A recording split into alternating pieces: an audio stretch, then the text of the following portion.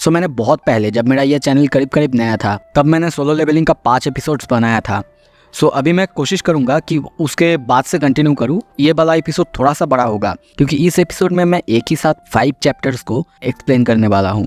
Episode की सबसे पहले हम जिनवू को देखते हैं। वो अपने मॉनिटर में अपने सारे स्टैट्स को देख रहा था और कहने लगता है, देख के तो ऐसा लगता है जब भी मैं लेवल अप करता हूँ मेरा 1 पॉइंट करके बढ़ता है और मुझे 3 पॉइंट मिलते हैं जब मैं अपना डेली क्वेस्ट कंप्लीट करता हूँ, और जब भी मैं लेवल अप करता हूँ मुझे 5 पॉइंट्स मिलते हैं। और ऐसा लगता है कि बीस्ट का हंट करने का जो तरीका है वही सबसे फास्टेस्ट तरीका है लेवल अप करने का। पर मुझे ये नहीं पता ये मुझे या फिर मेरे ताकत को बढ़ाने में कितना डिफरेंस देगा। मेरा जो स्ट्रेंथ का स्टैट्स है वो अभी 20 में है, पर मुझे कोई भी डिफरेंस फील नहीं हो रहा है। पर जो भी हो, मुझे इतना तो पता चल ही गया है, मैं जितना ज़्यादा लेवल अप करूँगा मुझे उतना ज़्यादा पावर मिलेगा, मेरा ताकत भी उतना ज़्यादा बढ़ेगा। अब तो लगता है मेरे पास एक चांस है ताकतवर बनने का। जिनवू के सामने हम बहुत सारे मरे हुए वुल्फ्स को देखते हैं जिनको उसी ने मारा है, और वो उन सबको देख रहा था और सोच रहा था, मैंने इन सबको मारा है पर मुझे कोई भी एसेंस स्टोन नहीं मिला है। इसका क्या मतलब है? क्या ये सारे बीस्ट जो है ये अलग तरीके से काम करते हैं? ये जो जगह है क्या ये अलग तरीके से काम करता है? पता नहीं ये मेरे साथ क्या हो रहा है, पर लग रहा है कोई स्ट्रेंज फेनोमेनन मेरे साथ घट रहा है, जैसे कि ये गेम लाइक सिस्टम कोई मुझे कंट्रोल कर रहा है, इन सारे बीस्ट को कंट्रोल कर रहा है, और ये वही एक सिस्टम के द्वारा बनाया गया है। सो इसीलिए मुझे नॉर्मल दुनिया की तरह, नॉर्मल डेंजन्स की तरह कोई एसेंस सिस्टम तो नहीं मिलता, पर मुझे अलग अलग आइटम्स मिलते हैं, जैसे कि अभी ये लाइकास फैंग मिला है। और तभी वहाँ पे वो मॉनिटर में अपने एक अलग से शॉप को भी देखता है। ये देख के वो शॉक होता है। उसी शॉप में उसे परचेस और सेल्स दोनों करने का मौका मिलता था। अभी वो इतना ताकतवर नहीं हुआ है कि वो बाहर से कुछ भी परचेस कर सके, और तभी वो अपने पास जो अपना इन सारे वुल्फ्स को मार के मिला है वो बेचने की कोशिश करता है, जिसका उसे 20 गोल्ड मिलता है, और उसे अभी पता नहीं 20 गोल्ड का मतलब कितना कैश में होता है। अब मैं क्या करूँ, क्या कर सकता हूँ मैं इस टेंशन को ऐसे ही तो नहीं छोड़ सकता जब तक बॉस को ना हरा दूँ। या फिर मैं ऐसा भी कर सकता हूँ, मेरे पास जो टेलीपोर्टेशन स्टोन है उसे यूज़ कर सकता हूँ, पर पता नहीं नेक्स्ट टाइम मुझे वो कब मिलेगा या फिर कब तक मुझे यहाँ पे रहना होगा। अगर मुझे यहाँ पे रहना ही है तो मेरे लिए यहाँ पे खाना और जगह वही सबसे ज़्यादा बड़ी प्रॉब्लम होने वाला है। हाँ, हो सकता है ये ई रैंक का डेंजन, फिर भी मैं यहाँ पे मर सकता हूँ। वो ये सब सोच ही रहा था, तभी हम उसके सामने और बहुत सारे लाइकन को देखते हैं, पर इस बार वो नहीं डरता। वो उनके सामने जाता है और उन सबको एक एक करके मारना शुरू करता है और कहने लगता है, मैं अब नहीं डरने वाला, मैं पहले ही एक बार मर चुका हूँ, अब किस बात का डर। और वो उन सबको हमला करने लगता है, एक एक करके उन सबको हम देखते हैं चीरने लगता है। अब उसके लिए जैसे कि ये खेल जैसा लग रहा है, और तभी उसे फिर से नोटिस मिलता है लेवल अप, और ऐसे ही वो हर एक बीस्ट को मारता जा रहा है और उसका लेवल बढ़ता जा रहा है। वो उन सबको मारते मारते सोचने लगता है, अगर मैं यहीं पे गिव अप कर दिया तो शायद मैं यहाँ पे मर जाऊंगा। हो सकता है मैं अपनी फैमिली को, मेरे माँ को, मेरे बहन को नहीं बचा पाऊँ, मैं अपना सब कुछ खो दूंगा, और मैं हमेशा तो ऐसे ही शैडो में नहीं रह सकता, हमेशा ऐसे ही छुप के नहीं रह सकता। इसका मतलब मुझे और ज़्यादा ताकतवर बनना होगा और सबसे लड़ना होगा। अगर इन सब के लिए मुझे इन सारे अजीब अजीब से रूल्स को मानना पड़े तो भी मैं मानूंगा। वो धीरे धीरे उस डेंजन के अंदर आगे बढ़ते जा रहा है, धीरे धीरे सारे बीस्ट को मारते जा रहा है, पर उसके सामने हम देखते हैं ऐसे बहुत सारे लाइकन्स आते जा रहा है, पर इस बार उसे कोई डर नहीं। और तभी नोटिस मिलता है उसे, you have gained the title wolf assassin. कुछ देर बाद हम देखते हैं वो उन सबको अब मार तो चुका है, पर उसके पास जो तलवार था उसकी हालत अब बहुत ज़्यादा ख़राब हो चुका है। वो उस तलवार को देख के सोचने लगता है, इसके पहले मैंने 5 लाख वोन देके एक डैगर को खरीदा था, पर एक बार बॉस को मारते टाइम वो डैगर टूट चुका था।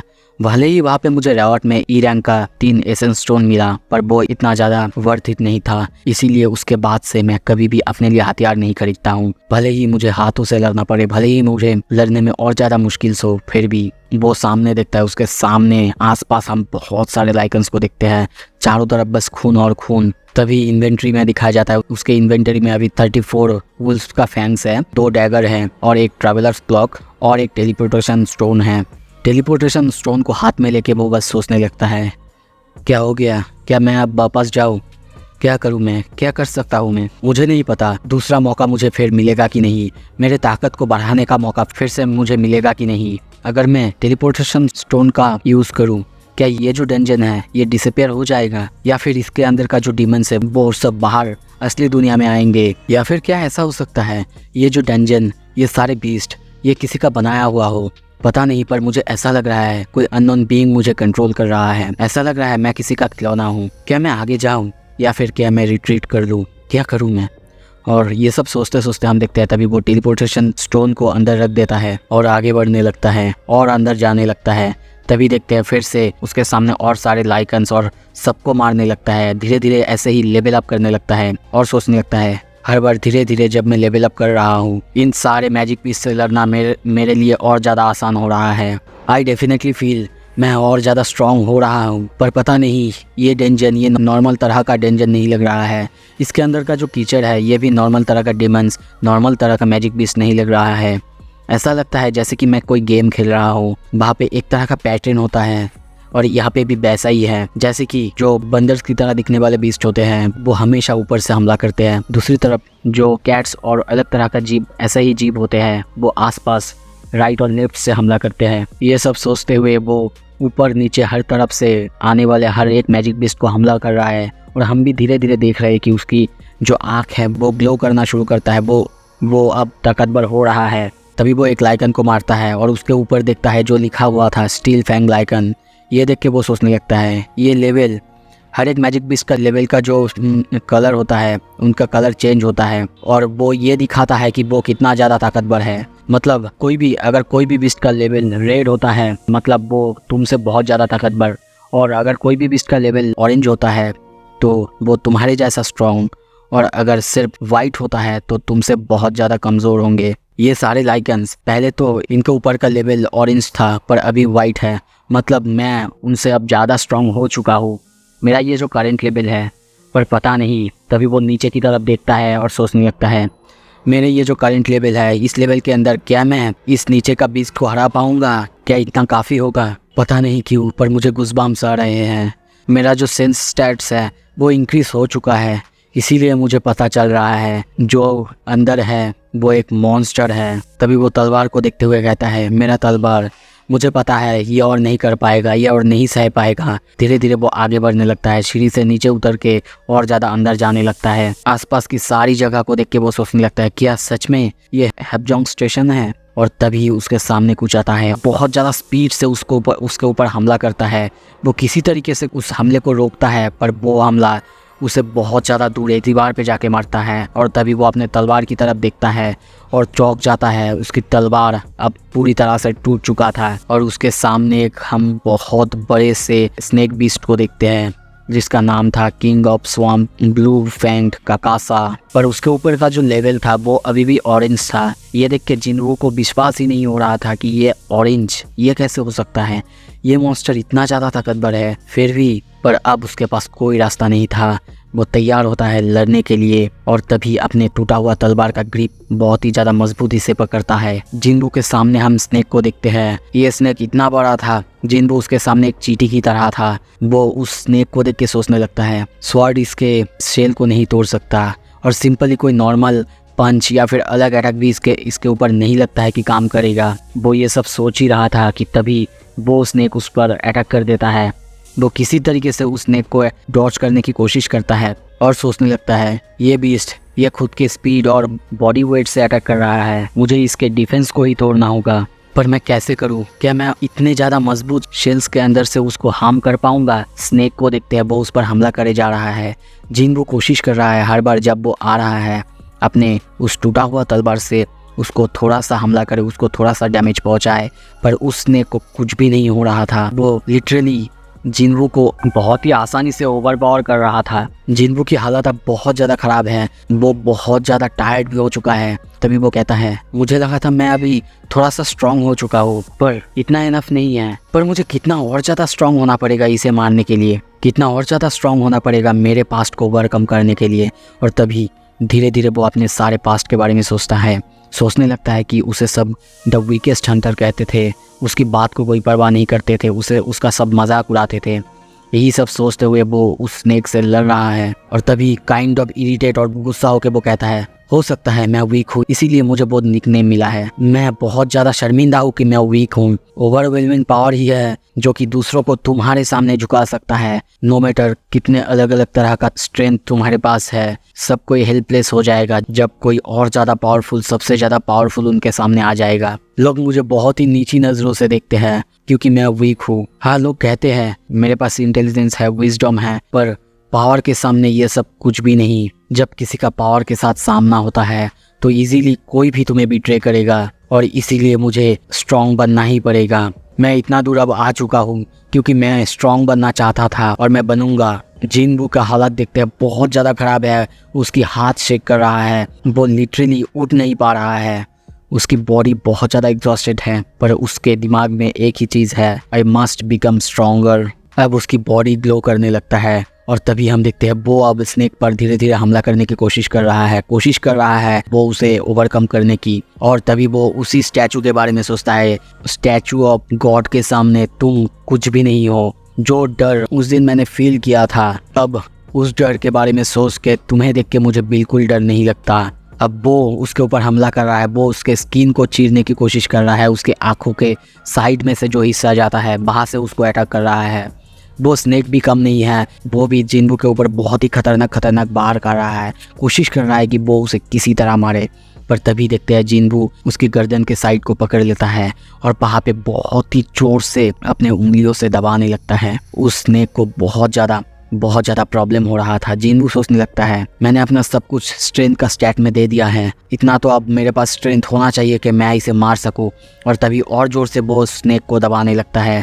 स्नेक को बहुत ज़्यादा प्रॉब्लम हो रहा है। हम देखते हैं वो इधर उधर जिनवू को लेकर पटकने लगता है, पर जिनवू फिर भी उसके गले को नहीं छोड़ता और ज़्यादा ज़ोर से चिपकने लगता है और ज़्यादा ज़ोर से उसे टाइट करके अपने उंगलियों से और ज़्यादा चिपक के पकड़ने लगता है। गुस्से में कहता है मर जाओ तुम। सीन शिफ्ट होता है, दूसरी तरफ हम हॉस्पिटल के सीन को देखते हैं। डॉक्टर आ चुका है, वहाँ पे जिनवू के बारे में बात हो रहा है कि वो सुबह गया था पर अभी भी वापस नहीं आया है। पर डॉक्टर उसे एश्योर करते हुए कहता है कल उसे छुट्टी मिल जाएगा और हो सकता है वो बहुत जल्दी रिकवर कर लिया है। उसे अच्छे से समझाता है कि ये जो हंटर्स होते हैं चाहे वो कितना भी कमज़ोर हो, वो नॉर्मल ह्यूमन से बहुत ही ज़्यादा अलग होते हैं और वो बहुत ही जल्दी रिकवर कर लेते हैं। दूसरी तरफ जिनवू को देखते हैं, उसका लेवल बहुत ज़्यादा अप हो रहा है, बहुत सारा नोटिस उसे एक साथ मिल रहा है और तभी हमें हंसने की आवाज़ सुनाई देता है। लगता तो है मैंने उसे हरा दिया, इसका मतलब अब पहले से मैं थोड़ा सा ज़्यादा ताकतवर बन चुका हूँ। तभी हम उसे उसी स्नेक के साथ बैठा हुआ देखते हैं।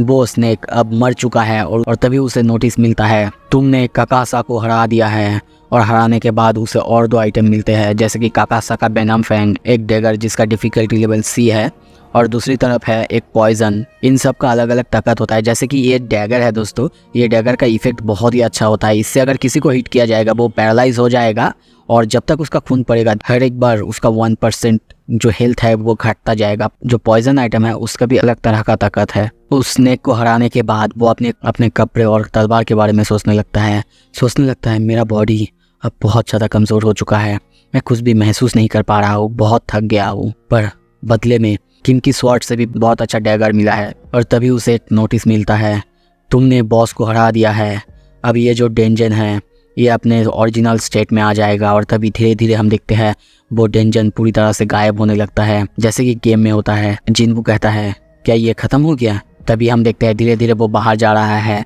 बाहर आने के बाद वो किसी को आसपास नहीं देखता, वो सोचने लगता है क्या हुआ है। तभी उसके सामने एक सोल्जर आता है, वो आके उसे वार्न करता है और कहता है तुम यहाँ पे क्या कर रहे हो, क्या तुम्हें पता नहीं, तुमने अनाउंसमेंट नहीं सुना? और वो सोचने लगता है क्या सोल्जर? वो पूछता भी है क्या हुआ। उसके हाथ में तलवार देख के, उसके फटे हुए कपड़े को देख के वो सोल्जर कहता है क्या तुम एक हंटर हो? ये सुन के वो सोल्जर उससे माफ़ी मांगता है, उस जगह के बारे में कहता है। आसपास के पूरी जगह को देखते हैं, आसपास में बहुत सारे बीस्ट को देखते हैं, मैजिक बीस्ट को देखते हैं। जिनवू आसपास देख के कहता है लगता है कोई गेट ओपन हुआ है, क्या सारे मैजिक बीस्ट गेट से बाहर आ चुके हैं? वो सोल्जर कहता है हाँ, सबको तो मार दिया गया है पर अभी सिर्फ एक बीस्ट बचा हुआ है जो कि बहुत ज़्यादा ताकतवर है। ये सुन के जिनवू बहुत ज़्यादा सीरियस होता है और उस तरफ देखने लगता है और कहता है पता नहीं, ये हो सकता है मेरे स्टैट्स की वजह से है, पर मैं उसे महसूस कर सकता हूँ। उसकी जो आँख है वो ग्लो करने लगता है।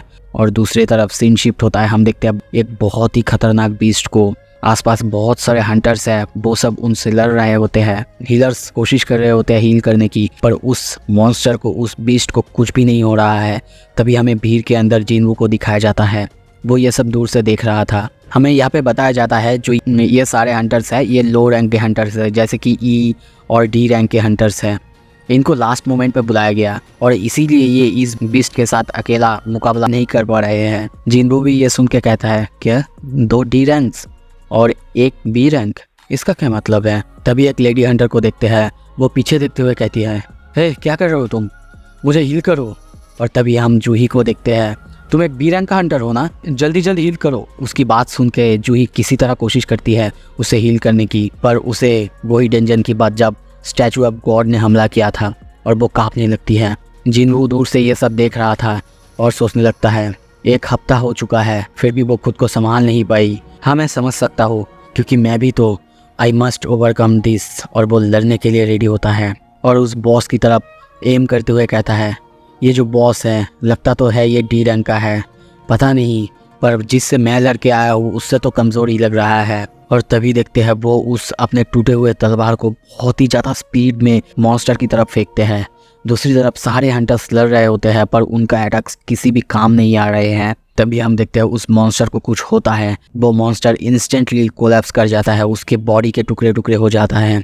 सारे हंटर्स पहले सोचते हैं उन्होंने ये कर दिखाया है, उन्होंने इस मॉन्स्टर को हराया है, पर उन्हीं में से एक हंटर सोचने लगता है, क्या अभी क्या हुआ, कुछ ही देर पहले इसको हम सब मिलकर हरा नहीं पा रहे थे, पर अभी सडनली क्या हुआ कि ये एकदम से कोलैप्स कर गया। और तभी सारे जो हथियार से उनके बीच वो जिनवू का टूटा हुआ तलवार को देखता है और सोचने लगता है, कैसे हमारे पास इतने सारे हथियार्स हैं, इस सिर्फ एक छोटे से तलवार से कोई इसे कैसे मार सकता है। पीछे सोल्जर को देखते हुए कहता है, क्या तुमने इस तलवार को, इसे देखा है, पता है ये किसका है? वो सोल्जर ये जानता था ये जिनवू का है। वो आसपास देखने लगता है पर उसे जिनवू नहीं मिलता। वहाँ पे सीन शिफ्ट होता है, दूसरी तरफ हम फिर से जिनवू को देखते हैं। वो धीरे धीरे बारिश में आगे बढ़ रहा था और सोच रहा था, मुझे नहीं लगा था इतनी जल्दी ये मर जाएगा, वो भी एक ही ब्लो में। अगले दिन सुबह हॉस्पिटल का सीन देखते हैं। जिनवू बहुत ही ज़्यादा मेहनत कर रहा है, एक्सरसाइज कर रहा है। तभी वहाँ पे नर्स आती है और उसे देख के चौंक जाती है, शर्मा जाती है और शर्माते हुए अंदर आते हुए कहती है, मुझे माफ़ करना, मुझे ऐसे नहीं आना चाहिए था। पर वो उसकी बॉडी की तरफ देख के बहुत ज़्यादा इम्प्रेस होती है और कहती है, मुझे नहीं लगा था, मुझे याद नहीं है इस पेशेंट के पास इतनी अच्छी बॉडी थी। तभी वो उसे इन्फॉर्म करता है कि उसे आज डिस्चार्ज कर दिया जाएगा। बहुत ही ज़्यादा शर्माते हुए वो जिनवू से उसका नंबर मांगता है, पर जिनवू को ये उसे लगता है कि वो उसका जो एग्जाम्स हुए हैं रिजल्ट्स को भेजने के लिए वो उसका नंबर मांग रही है। सीन शिफ्ट होता है, जिनवू के घर को देखते हैं। वहाँ पे उसकी बहन स्कूल जाने के लिए रेडी हो रही है। दरवाज़ा खोल के जिनवू बाहर आता है। जिनवू की बॉडी और हाइट को देख के उसकी बहन भी बहुत ज़्यादा चौंक जाती है। उसकी बॉडी को देख के सबसे पहले तो पूछती है, क्या तुम एक्सरसाइज कर रहे हो? जिनवू कहता है, हाँ, पर क्यों? उसकी बहन खराब होते हुए कहती है, क्योंकि तुम बहुत ज़्यादा लंबा और तुम्हारा बॉडी बहुत ज़्यादा चेंज हो चुका है। तुम्हें क्या लगता है एक्सरसाइज करने से सब क्या लंबा होते हैं? मुझे नहीं लगा था कि 20s के बाद कोई भी लंबा होता है। पर जिनवू कहता है, ये सब आलतू फालतू बातें करना बंद करो और ये लो अम्ब्रेला। उसके स्कूल चले जाने के बाद जिनवू अपने मॉनिटर में देखता है उसका जो डेली क्वेस्ट था वो सारा कुछ तो कंप्लीट कर लिया है, पर अभी उसके लिए रनिंग करना बचा हुआ है। और तभी वो भी अपने बॉडी को देख के सोचने लगता है, मैंने कुछ मसल तो गेन कर लिए हैं, मेरा बॉडी भी बहुत अच्छा हो चुका है, जिस तरह से मेरा स्ट्रेंथ बढ़ रहा है मुझे लगता है एक वक्त आएगा मैं ऐसा हो जाऊंगा। तभी उसे एक कॉल आता है जो कि रेंट के लिए पूछ रहा था। जिनवू कहता है वो आज ही शाम को दे देगा। कॉल रखने के बाद जिनवू सोचने लगता है, सेकेंड अवेकनिंग, क्या मुझे वो मिला है? जिस तरह से मैं खुद का ग्रोथ कर रहा हूँ, लगता तो है बहुत जल्दी मैं और हाई रैंकिंग में पहुँच जाऊँगा। जितना ज़्यादा हाई रैंक उतना ज़्यादा पैसा मिलता है, उतना ज़्यादा एसेंस स्टोन मिलेगा और उतना ही ज़्यादा ताकतवर बीस्ट। पर डी रैंक और ई रैंक के हंटर्स उनको बहुत ज़्यादा पैसा नहीं मिलता है। वो सोचता है कि वो टेस्ट का एग्ज़ाम है वो फिर से देगा और अपने रैंक को बूस्ट कराएगा, क्योंकि एक जो रीअवेकनिंग होता है इसकी बात को सारी जगह में मतलब ये बहुत जल्दी पॉपुलर हो जाएगा और ये बहुत ज़्यादा रेयर है। लोगों को गॉसिप्स करना पसंद है, पर इसके वजह से उस पर बहुत ज़्यादा अनवांटेड अटेंशन भी आएगा, क्योंकि सब लोग अब ये सोचने लगेंगे कि कोई ऐसा कैसे कर सकता है कि हर दिन हर रोज़ कोई अपना स्ट्रेंथ को बढ़ा सकता है, कोई हर रोज़ कैसे ताकतवर हो सकता है। और इसी वजह से वो सोचता है वो अभी खुद के बारे में नहीं बताएगा, खुद की पावर्स को रिवील नहीं करेगा। पर उसे पैसे की ज़रूरत है, इसीलिए वो काम ढूंढने लगता है। और तभी सीन शिफ्ट होता है दूसरे जगह में। हम देखते हैं जिनवू शायद काम के लिए आया है, वहाँ पे और सारे हंटर्स को देखते हैं। तभी वहाँ से और एक आदमी आता है और उसको ग्रीटिंग्स करते हुए कहता है, मेरा नाम है होंग डोंगसूक। जिनवू भी खुद को इंट्रोड्यूस करता है, पर वहाँ से और 2 हंटर्स आते हैं और वो लोग उसे पहचान जाते हैं, उसका मजाक उड़ाने लगते हैं। पर डोंगसूक उनको चुप करने के लिए कहता है और कहता है ये सिर्फ फीलिंग करने के लिए है। और तभी जिनवू के पास कॉन्ट्रैक्ट का पेपर देता है और कहता है, जैसा कि मैंने तुम्हें फ़ोन पे कहा था, ये तुम्हारे लिए थोड़ा सा मुश्किल हो सकता है क्योंकि ये श्रीलंका डेंजन है। हो सकता है तुम्हें कोई एसेंस स्टोन ना मिले, पर तुम्हें मैं यहाँ पे हमारे साथ ज्वाइन करने के लिए 2 मिलियन वोन दूंगा। और फिर सारे हंटर्स की तरफ धीरे धीरे देखने लगता है और सोचने लगता है, मुझे लगता है इनमें से 5 सी रैंक का हंटर्स है और बाकी 4 डी रैंक का हंटर्स हैं, या फिर हो सकता है उससे भी लोअर। यहाँ पे ऐसा नियम है कि तुम्हें अगर कोई भी सी रैंक के गेट में एंटर करना होगा तो तुम्हें 10 लोगों में से उनके हाथ सी रैंक का हंटर्स होना ही चाहिए। लगता है कि मैं बस यहाँ पे फीलिंग करने ही आया हूँ। तभी उसे और एक आवाज़ सुनाई देता है और कहता है, मुझे लगता है तुम और मैं दोनों सेम ही हैं, हम बस फीलिंग करने के लिए हैं। मेरा नाम है यो जिनहो, मैं 22 साल का हूँ। और वो बहुत ही हंसने लगता है, पर पता नहीं जिनहो उसे देख के बहुत ही ज़्यादा चौंकता है और कहता है, ये बंदा क्या प्रॉब्लम है इसके साथ, इसके ऊपर इतना सारा फैंसी इक्विपमेंट, ये सब क्यों है? पर क्या ये कोई बिजनेस टाइकून का बेटा है? जिनहो फिर पूछता है, तो फिर मुझे क्या करना है? वो आदमी कहता है, तुम्हें सारे हमारे जो बैग्स और बाकी सब है ये सब कैरी करना है और हमारे साथ कीप अप करना है। इसके अंदर बहुत सारे हमारे हथियार्स, लंच और बाकी सब कुछ है, तुम्हें इन सब का ध्यान रखना है। तभी जिनहो पूछता है, हमारे पास कोई हीलर क्यों नहीं है? हम हीलर के बिना जाएंगे क्या? हाँ, क्योंकि तुम्हें शायद पता है कि प्राइवेट जो स्क्वाड होते हैं उनके अंदर हम नॉर्मली कोई हीलर को ऐसे ही नहीं ले सकते, ये बहुत ज़्यादा मुश्किल होता है। तभी वो लोग धीरे धीरे आगे बढ़ने लगते हैं। दूसरी तरफ यो जिनहो हंसते हुए जिनवू से कहता है, तुम एक ई रैंक का हंटर हो ना, मैं एक डी रैंक का हंटर हूँ, तो तुम्हें चिंता करने की कोई ज़रूरत नहीं, मैं तुम्हें प्रोटेक्ट करूँगा। उसकी ये बात सुन के जिनहो अजीब तरह से हंसने लगता है। सो इसी के साथ दोस्तों ये एपिसोड यहाँ पे ख़त्म करते हैं। आशा करता हूँ आपको पसंद आएगा। Thank you so much.